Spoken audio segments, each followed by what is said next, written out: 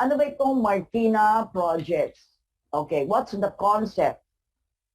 Again, of course, it is a residential subdivision, consisting of townhouses. Initially, all of the units that we are selling are townhouses, but I think later on, they might also construct single units, in Marquina. So ano ba itong Marquina? This is a 4.5 hectare property, consisting initially of 514 units. Take note, 514.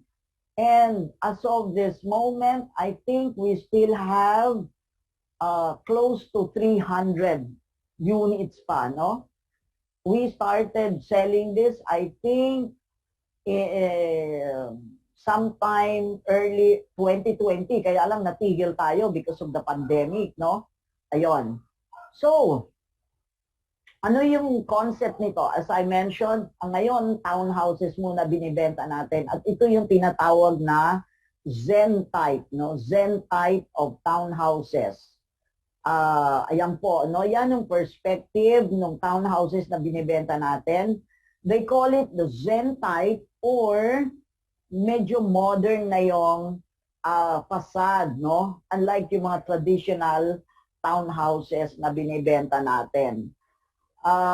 Ang standard lot area natin is 50 square meters per unit, and then ang total usable floor area is about 78.3 square meters, consisting of 3 bedrooms, 2 toilet and bath. Merong toilet sa taas at saka may toilet sa ground floor. Merong space for your carport. And of course, nandiyan na yung service area, living room, dining, etc. And you will notice dito sa diagram, ang frontage niya is 5 meters, Ayan siya, 5 meters ang frontage. Kaya medyo malapad yung townhouse unit, 5 by 10. Okay? So, 3 bedrooms, 2 toilet and bath, except that there will be no cabinets, Okay. So where is this located? Nasaan ang location nito? This project is located within Barangay Cupang in Antipolo City. If you are familiar with Marcos Highway, dito sa Marquina, Cainta, Pasig, etc. So, if you are familiar with SM Masinag, okay? SM Masinag, nasa Marcos Highway po yan, You can go to Marquina Residences via various routes, But the easier one to use would be yung Marcos Highway, and then after SM Masinag, you turn left to Sumulong Highway. If you're coming from the other side, which is Marikina, you take Sumulong, diretsuhin mo lang yung Sumulong, and then magtatagpo kayo somewhere doon sa tinatawag na Soliven Avenue. Okay, this cursor na ginagamit ni Vilma, ito po yung tinatawag na Soliven Avenue, So assuming you're coming from Marcos Highway, again, you turn left after the SM Masinag, and then you turn right to Soliven Avenue. Okay, along Sumulong yan, By the way, diyan po sa Sumulong Highway, sa banda pa ron ng Marikina side, yung dating tinatawag na Roosevelt College has been bought by FEU. So Far Eastern University na po ngayon yung dating Roosevelt doon sa may Sumulong Highway. Okay? Now, going straight dyan sa Sullivan Highway, okay, yan po ang Sullivan Highway, Okay. that is still part of Antipolo City. Now, after the bridge, merong small bridge dyan. After crossing that bridge, the name of the street will change from Sullivan Highway to Lilac Street. Kasi yung Lilac Street na yon, yun na po ang beginning ng Marquina side, no? Diyan sa vicinity map natin. Okay? But it's the same road. Kaya lang nagbabago yung pangalan, no? After you cross the bridge. Lilac na po ang pangalan nun. Okay? So, you go straight and then you turn right or turn left, whichever way you came from, no? So you turn right from Lilac, you turn right to Panorama Avenue. Okay, yan po, no? Sundan po natin yung cursor ni Miss V. Miss V, where is your cursor? Yan, yan. Dire-diretso lang po yung panorama na yan. Okay, sundan nyo po yung cursor, no? All the way to the end. All the way to the end of panorama. Ayan po, no? And then you find your way, pababa lang ng mapa. Okay, find your way to Gumamela Street. Ayan po, no? Yung cursor. Sundan nyo po yung cursor ni Miss V. Pababa lang V. Okay, yan po, no? Baba ka lang dyan, V, sa corner ng Gumamela. Yan po, no? Baba tayo dyan, Miss V. Okay, that's Gumamela. You will hit Santan Road. Okay, yan, Santan Road na yan, no?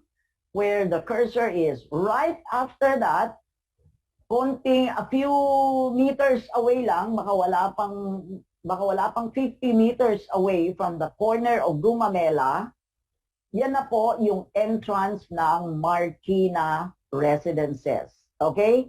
So napakadali pong puntahan, ano? If you're coming, as I said, if you're coming from Lilac, diretso lang ang panorama. Now, this panorama is quite a long street, pero dyan po, marami ng, of course, residential yan, and then, merong dalawang 7-Eleven dyan, may mga groceries dyan, may talipapa, etc. No? So, nandito na tayo sa Santan. Okay, where is Santan uli? Miss Vian, ano? Okay, that's Santan. And then there's a short right of way.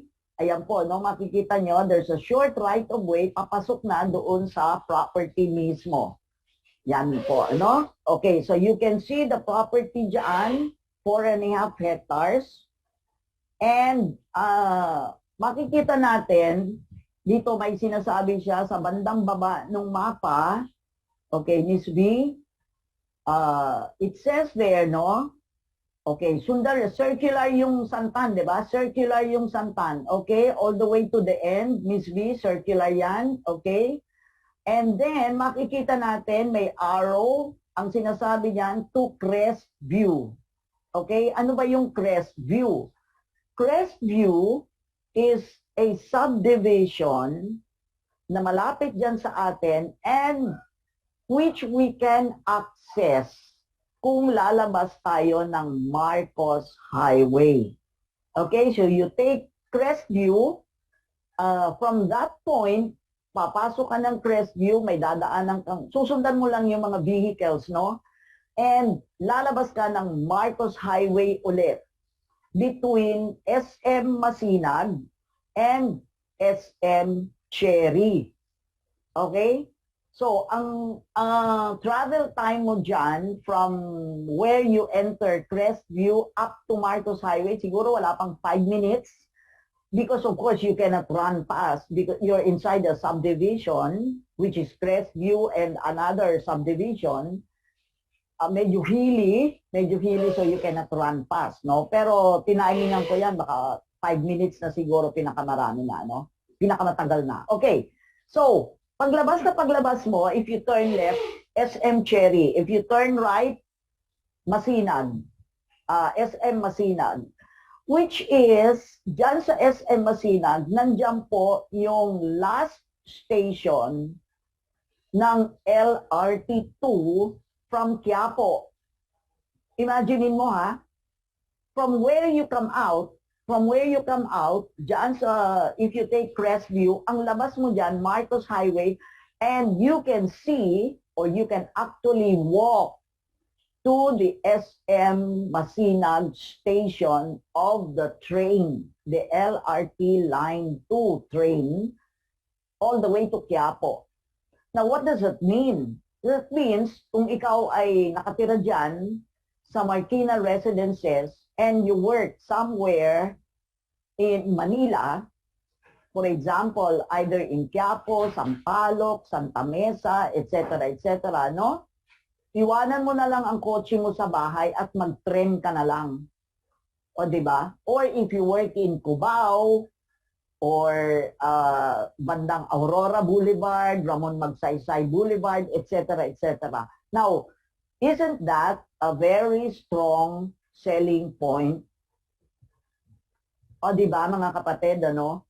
So, aside from the fact that you are inside a subdivision that is elevated, no? Elevated po yan. So, flood-free yan.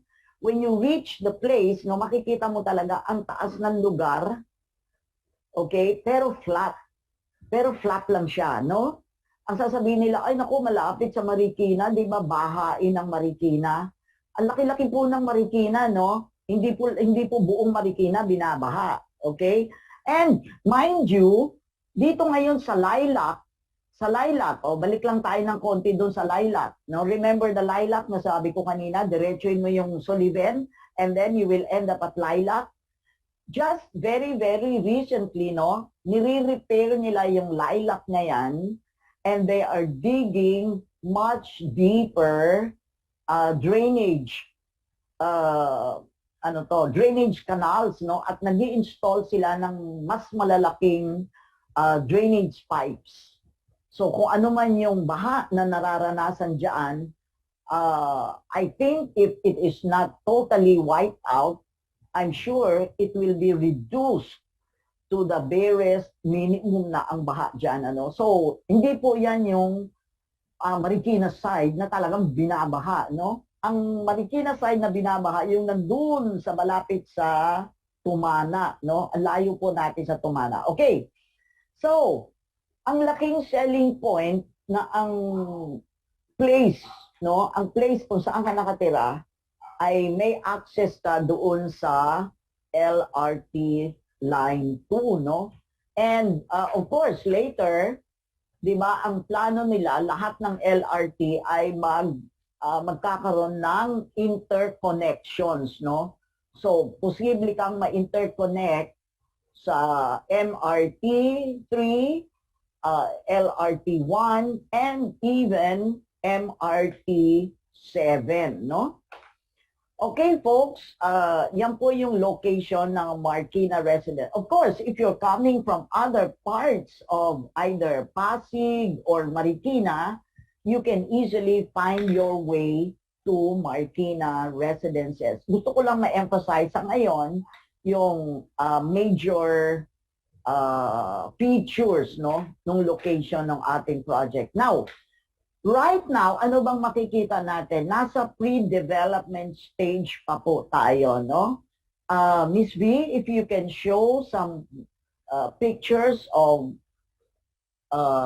current land development dyan sa Marquina ngayon. Okay. Now, this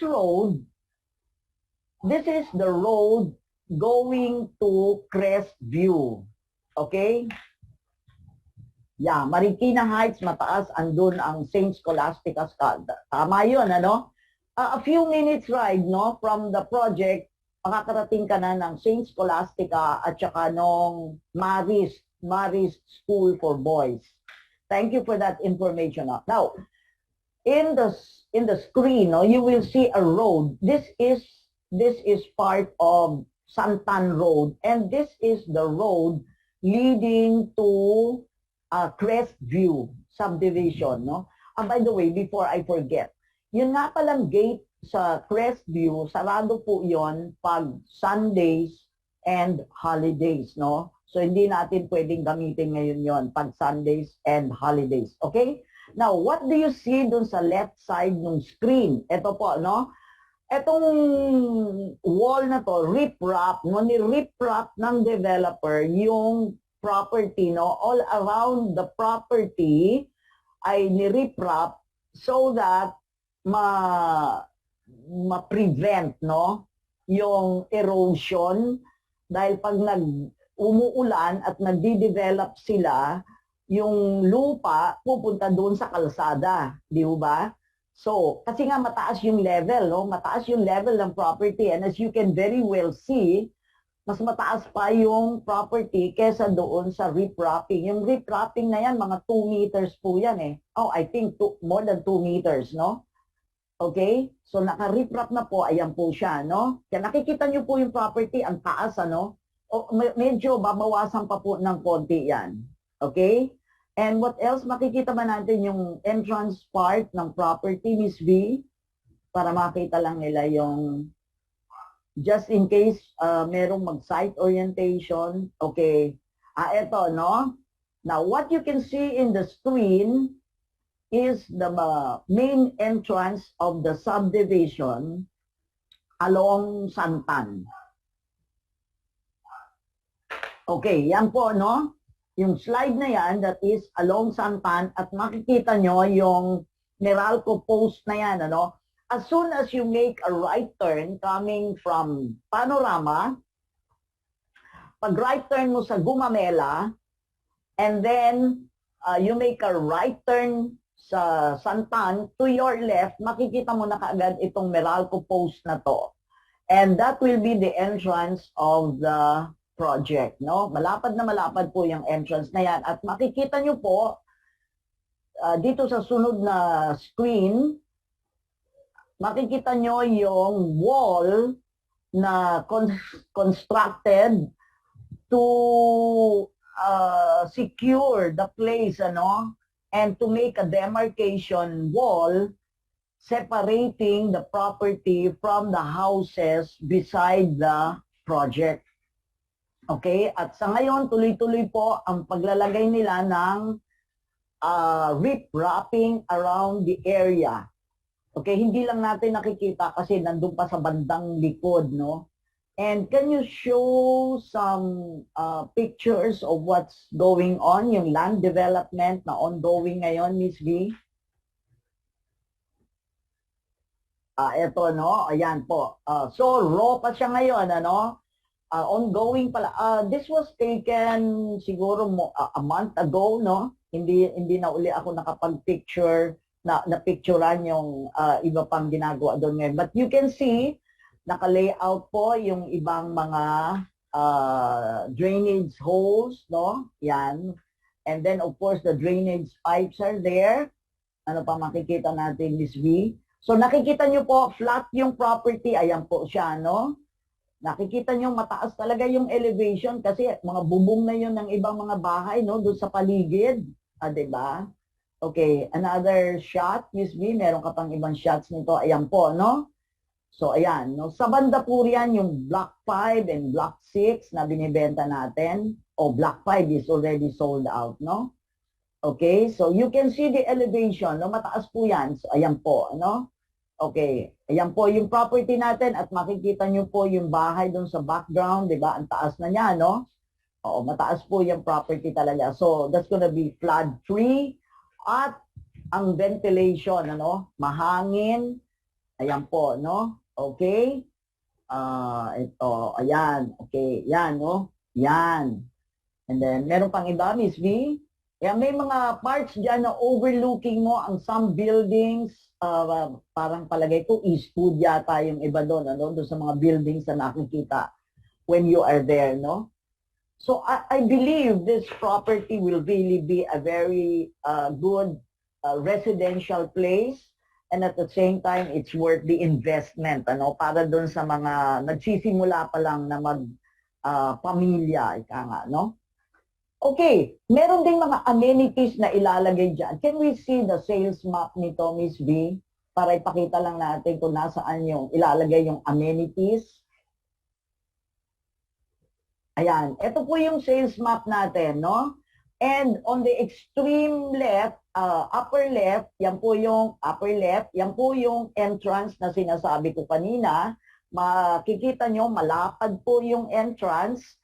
At merong isang bloke dyan, malapit sa entrance, which is classified as a commercial lot. Hindi po pinapabenta sa atin yung commercial lot na yan, ano? But whatever it is, kung gagawing commercial yan, siguro magtatayo dyan ng supermarket or whatever it is, ibig sabihin nun, yung buong community will certainly benefit, no? Kung ano mang commercial ang ilagay dyan, no? Okay, now this is the entire sales plan natin, no? Okay po, sa extreme left, merong isang access point, but I think this will essentially be for residents only, no? Hindi po dito maglalagay ng ano siguro, ng vehicular exit point, no? Ang exit point lahat doon sa main. And of course, the entire property will be gated, no? Gated at merong 24/7 security. And then, if you go to the extreme right, lower right, diyan po ilalagay ang amenities, no? And what will the amenities be? Maglalagay po dyan ng multipurpose gazebo, merong swimming pool, merong full basketball court, no? And of course, my children's playground, no? Sa babang part ng mapa, diyan po yung naka-riprap na pinakita ko kanina, but the riprapping continues at the upper right portion of the map, which you cannot see, no? Pagka nandito ka sa road na going out to Crestview. Okay? So, ayan po, no? Ang mga bloke, ilang bloke pa po yan, marami pa po tayong ibebenta yan. Diyan, ano? Siguro mga, sabihin na natin, mga 300 units pa siguro ibebenta natin. Okay. Now, magkano ba itong pinag-uusapan natin ngayon, no? Ang base price po natin, okay, so we've talked about the concept, the location, the amenities, and now we talk about the price together with the market na tina-target natin. Kasi medyo mataas na po ngayon ang Marquina, no? Now, we have here, shown by Ms. V, no? Ang base price po natin ay 3,350,000 for a townhouse unit na standard inner. Standard inner. Pag sinabi natin standard inner, ang lot area nun is 50. So, ang contract price po niyan ay 3,350,000. You make a down payment of 20% or 670,000 payable in 24 months with a reservation of 20,000. So every month, after the reservation, ang buyer magbabayad ng 27,083. The balance of 80% or 2,680,000 is payable through bank financing. Okay? And Ms. V computed yung estimated monthly amortization at a conservative rate of 8% interest per annum.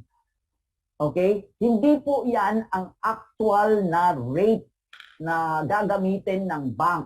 Yan po, 8% ay ginagamit lang natin for purposes of qualifying the buyer. Posible na at the time na umutang siya, mas mababa sa 8%. Okay? Now, yung estimated monthly amortization ng buyer for 15 years is 25,600 a month for 15 years, ha? Actually, pwedeng mas mababa nga dyan, ano? Depende dun sa prevailing interest rate at the time of bank approval.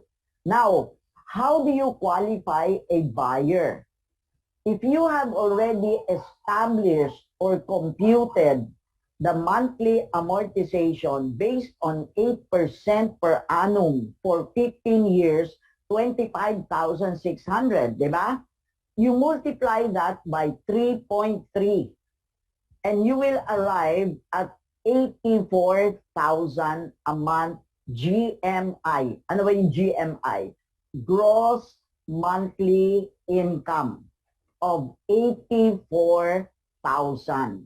Ang ibig sabihin nun, ang income ng buyer dapat hindi bababa sa 84,000 a month. Gross, ha? Okay? Pag bumaba pa sa 84, halimbawa naging 82 lang, pwede pa naman siguro, plus or minus, no?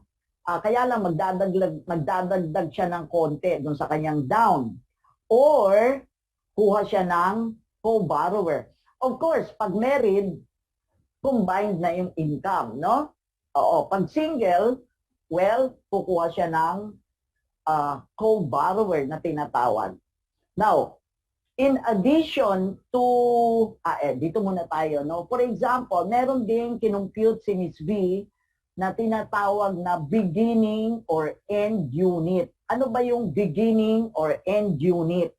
You will notice in the sales map, no, doon sa sales plan na tinatawag, a block, a whole block, no, will consist of 3 clusters. Hindi dire-diretso lahat yon, ano? Ang isang bloke divided into either 2 clusters, kung maikli lang yung bloke, or 3 clusters. Okay? Now, an end unit or a beginning unit has a bigger lot area. For example, dito, no, yung sample ng Ms. V, ang lot area niya is 65. No? Okay?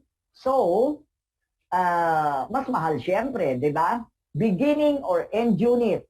Therefore, kung halimbawa ang isang cluster ay end unit, ang susunod niya ay beginning unit, no? So, merong extra lote between the beginning unit and the end unit, di ba? Okay, so mas mahal. Now, kung end unit ang binili niya, based on the computation of Ms. V, is 4.1 million. Siyempre, mas mataas ang down payment.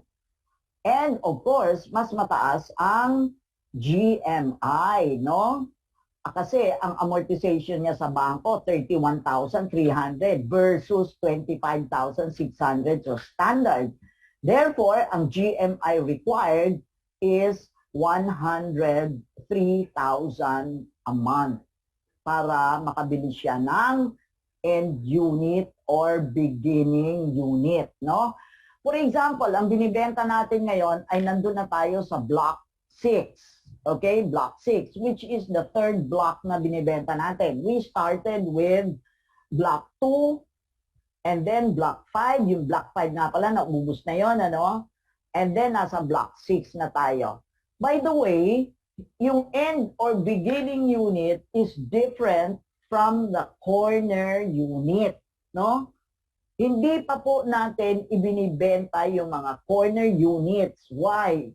Kasi yung mga corner units, meron silang ibang plano para sa mga corner units because the corner units, the lots are much bigger than the beginning or end unit. And they plan to construct a different model sa mga corner unit. Ano? So halimbawa, mayroon kayong buyer. Ay, gusto ng buyer ko, corner unit. Forget it, no? Wala pa tayong binibentang corner unit. So, it's up to you to convince your buyer to either go for the beginning or end unit or go for the inner unit. Okay? So, you can see, no, from the GMI required, which is minimum of 84,000, parang nai-imagine mo yung community, no? Yung community ninyo, natitirhan ng buyer, no?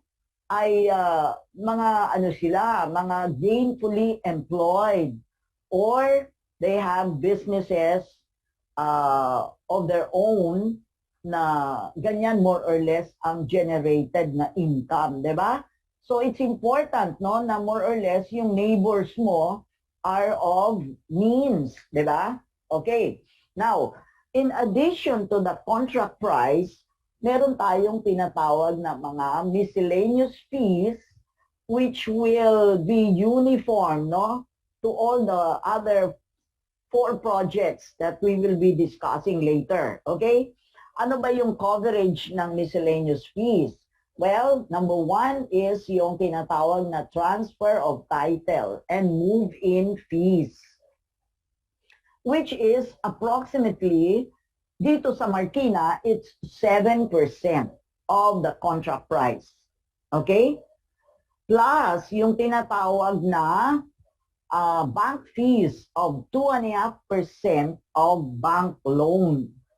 Of the bank loan, ha?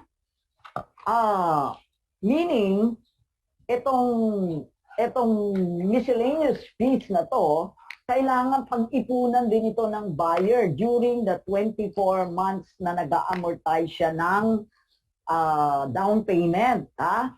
Kailangan ma-explain natin ito sa buyer. Huwag nating i-assume, huwag nating itago kasi magugulat ang buyer na bigla na lang siyang sisingilin ng ganyan.